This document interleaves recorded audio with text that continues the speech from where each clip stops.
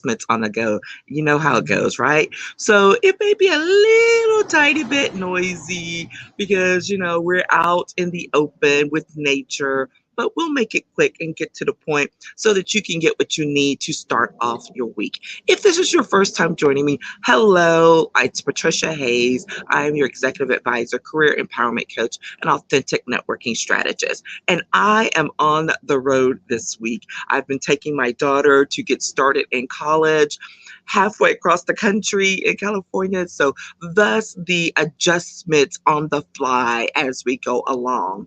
And so, I really appreciate everyone taking a little break and allowing me to get started a little bit later than usual here because, it's a 2-hour time difference from where I'm normally doing things. And it was a long day and my birthday yesterday. So thank you for all of the well wishes that everyone has been sending me. I really appreciate it. It was super, super great.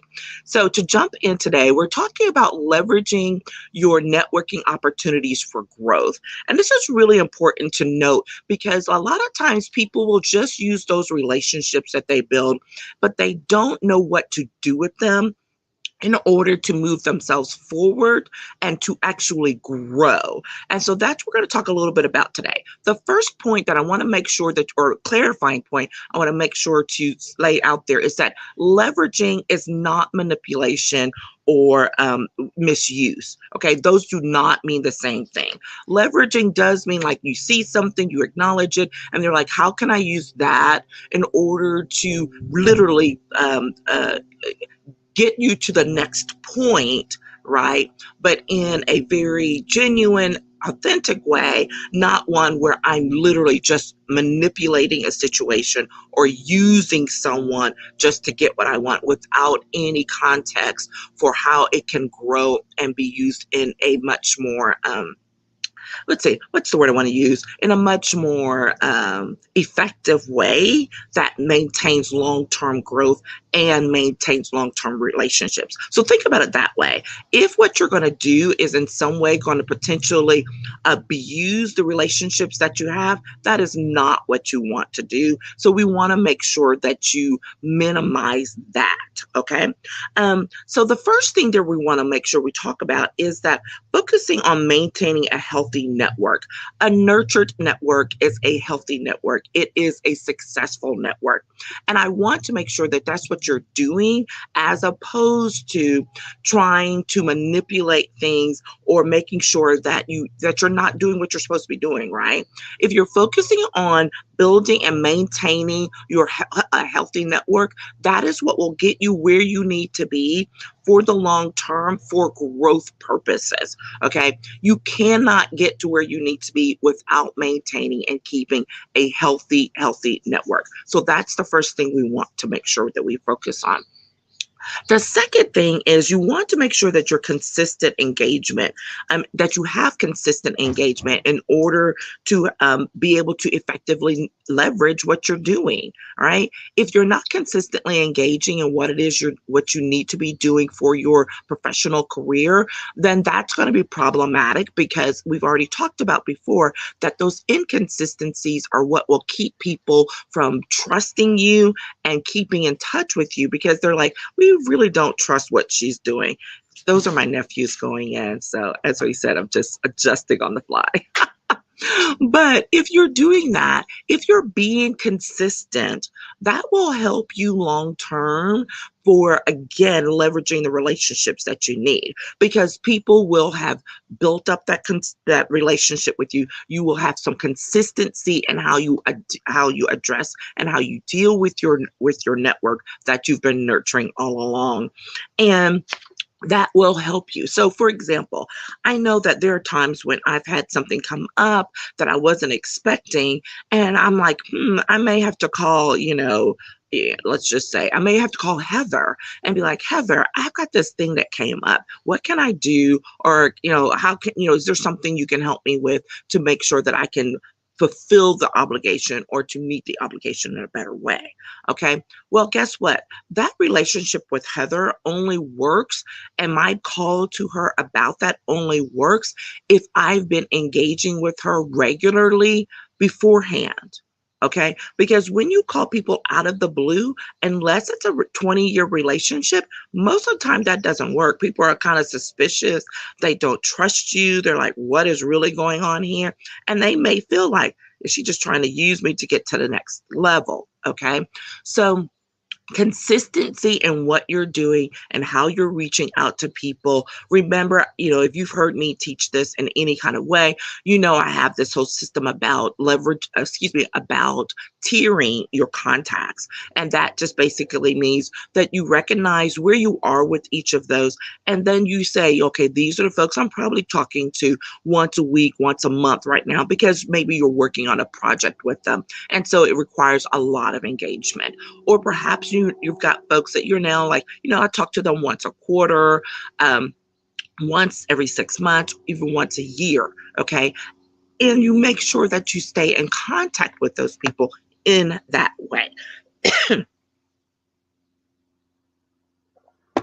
This is super important because it doesn't matter if your consistency is once a year or once a quarter. It's the point that you're doing it on that regular basis. But because people know, I know that, like I said, yesterday was my birthday, right? So there were people that, it was great and it was fantastic, but there were literally people that I was getting messages from that I hadn't heard from in years. And it was great, right? But they weren't asking me for something. They were reaching out to acknowledge a celebratory moment. And I will remember that. Right? It's just a matter of, it's like, oh my gosh, yes. If they were to call me next week and say, hey, I'd like to talk to you about something, I would be like, yeah, sure, because I will have just remembered that. It's those types of touches that matter. Even if it's a message through LinkedIn to wish someone well, to say congratulations on your work anniversary, whatever it is, be consistent. If you're checking out and just saying, hey, I'm just checking in on you. I haven't talked to you in a while. Just wanted to see how things were going. Let you know I'm available if you need some help or need, to talk, or we just want to chat. Those are the things that you need to do on a consistent basis with your core portions of your network, and then just keep going. Okay. Building out, keep nurturing, keep being consistent. And those are the things that when the time comes, you will be able to leverage those relationships to get to the next thing because they will be established. The third point that I really want to get to here is that every experience is not worth leveraging.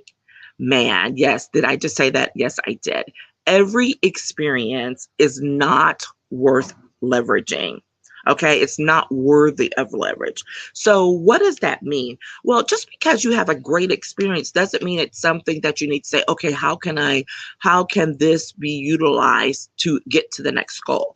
Because sometimes you may have 4 or 5 things come up at once and you just don't have the bandwidth in order to do that. You have to pick and choose.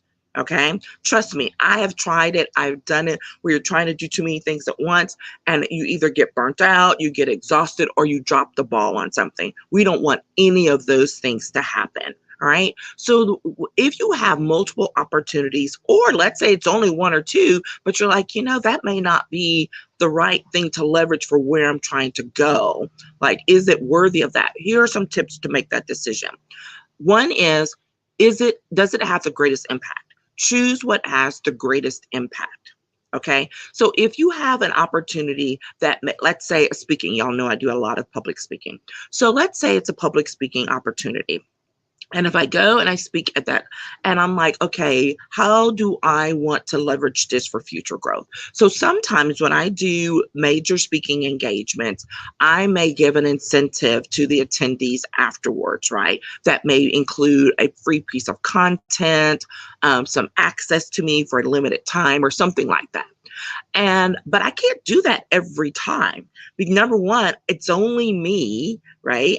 And there's only one of me. There's only so much time that I can give personally, and or whether or not depending on the content that I'm offering up as a bonus or as an incentive, whether or not I'm actually going to do that. Okay, so here's the thing. What's of the greatest impact?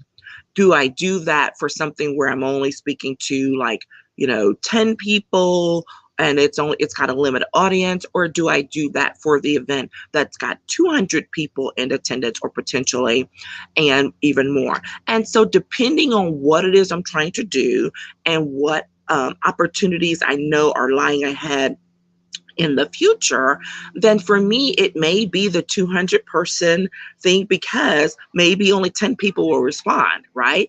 And when you do that, what can happen is it can feed the next opportunity. This is exactly something that happened to me for this summer, right? I spoke at an event that was a large event, had several hundred people to attend. And then as an incentive at the end, I said, hey, FYI, I have this networking challenge that I'm launching. I would love to invite anyone who connects with me through LinkedIn. So again, it starts limiting, but if they reach out to me, I will be happy to share that with them at no cost. And so that's how I was able to get a beta testing for my networking challenge. And then when I went on with that, then also there were people who contacted me saying, hey, I'd love to talk to you some more about some opportunities for some work, for some coaching that I'm looking to involve myself in. So you see how that happened, right? So I utilized an opportunity that I had, and then I gave an incentive. All right. And then when people responded to it, that allowed me to grow and have some impact on more people who will share and keep it going. Right. Because now I have another speaking engagement that I got from speaking at that event. And that's greatest impact, the potential for it. All right. So that's definitely one way to think about.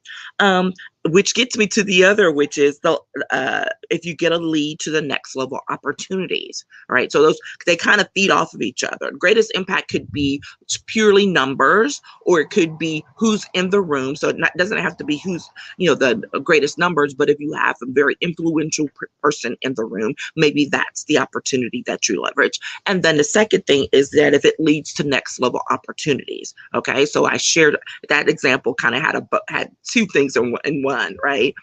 Because there was someone in the room who could give me access to another opportunity, as well as reaching a group of people who were willing to engage and to explore my services even further. All right. When you leverage, make sure that remember that leveraging requires focused work.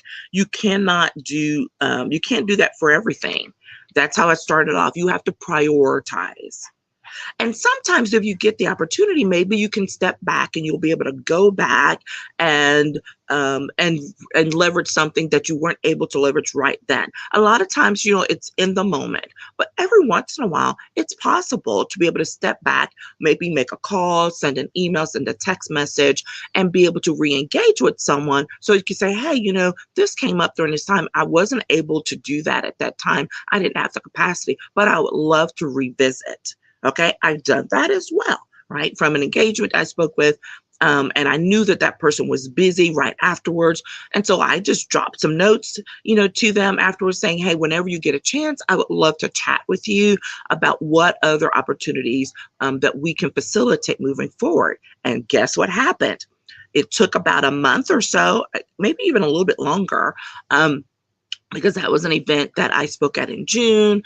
The person followed up with me. I think it was just this month. So it took about 6 weeks, but because I had put that out there and they were like, yes, I'm sorry, I hadn't had a chance to get back with you, but let's get on the phone. Let's talk about what other things are possible. And so we had that conversation, and I'm building towards another event that I'll be able to speak with this organization in the spring. Okay. So this is that whole building forward and getting those opportunities. So there's things that have happened over the course of this summer, over the last 3 months, that have been leveraged to create opportunities for me to speak, not just in the fall, but also into the spring, which means I'm getting more visibility, more exposure to more of my ideal clients and the people that I want to work with. And that has been fantastic. Okay, that's what I want you to think about. You don't have to be an entrepreneur with your own business to utilize this technique and this tactic. Okay, if you are a working professional in whatever area, these are the same types of things. When you're reaching out, when you're attending those business meetings, those business conferences, those opportunities where people that you need to know and that you need to develop relationships with, that you take those opportunities to say, okay, I've met with them in this group. Do I reach out now? Who do I reach out to first? And you do that, and then you start to facilitate the growth of that opportunity, the growth of that conversation to something that will be beneficial for you and for others. Because remember, every time you extend up and out in your network, you are also able to extend a hand back down into your network to help someone else. All right. So when you're expanding and growing your network, that also means you're expanding and growing the network of those who you have relationships with. When you think about it in those terms, it is extremely powerful.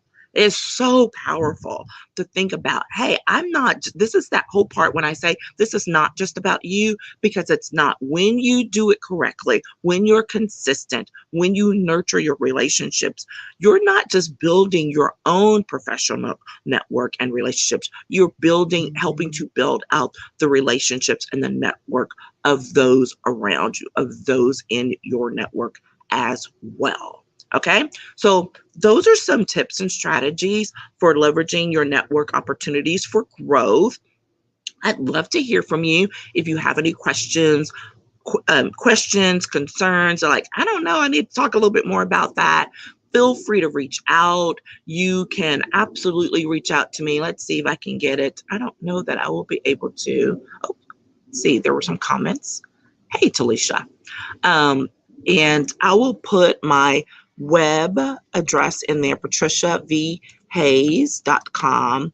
And if you go there, you will be able to send me an email. It'll go to my general email, and you can send me an email with questions or some follow-up, or something like that. And or if you want to set up a consultation, just to talk about what it is you're doing. Okay, we can do all of that. I love to talk to you about it, follow up with you, figure out what else we can do, and get you going to building out your network in the way that works best for you. Okay.